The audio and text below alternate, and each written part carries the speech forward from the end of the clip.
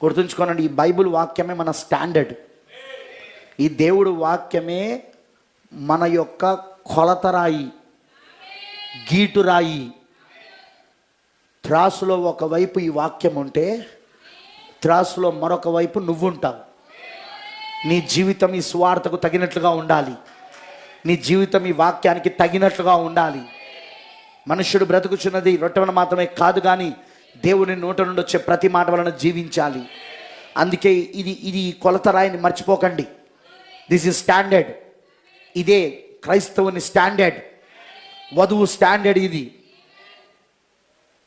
దీంతో మన జీవితాన్ని చూసుకోవాలి. ఈ బైబిల్తో మన జీవితాన్ని చూసుకోవాలి.